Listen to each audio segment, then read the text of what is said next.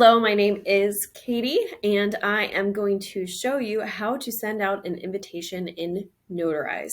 So Notarize is one of the older platforms, and it is usually pretty user-friendly.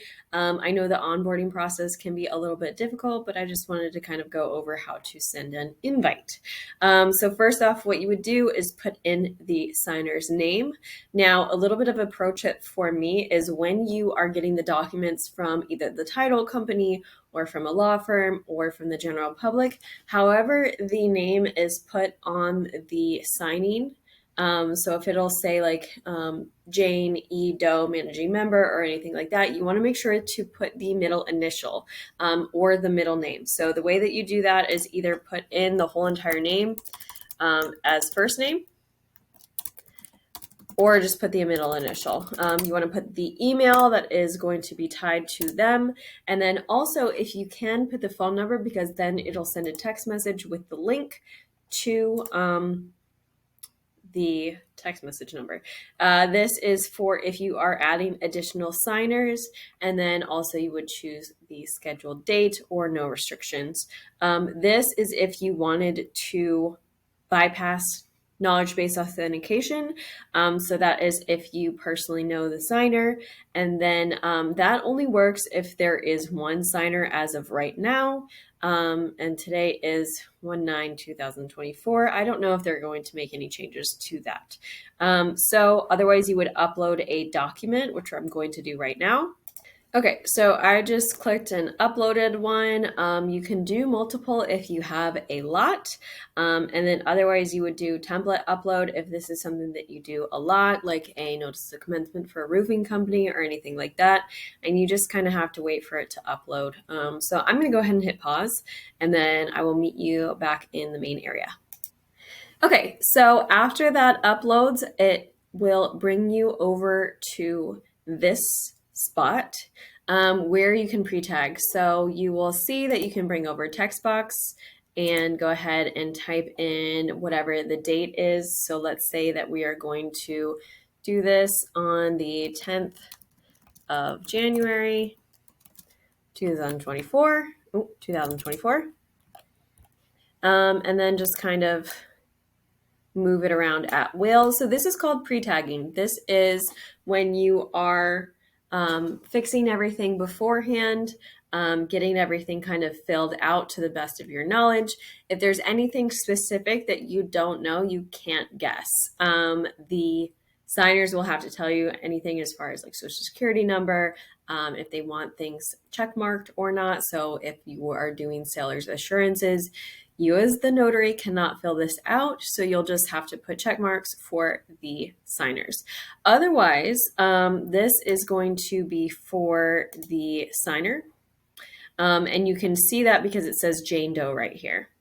So otherwise, go ahead and fill out the correct county. So you can either put it for what you have already filled out, or put in your text box of, like, let's say it's Broward. So we're going to say Broward. Okay. And then, okay. So otherwise I'm going to check mark that it is an online notarization. This, what day did we say? I think the 10th. 10th? Maybe. Yep. 10th of Jan. Ooh.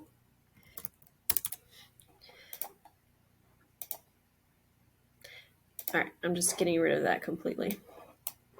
The other thing is that, okay, the 10th day of January.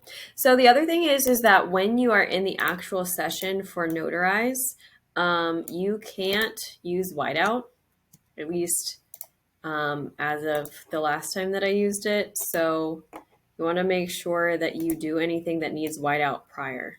So if you'll see right here, it's not 2023 anymore, it is 2024. So you want to make sure to put that in there. So 24, and then just drag and drop it to where it needs to go.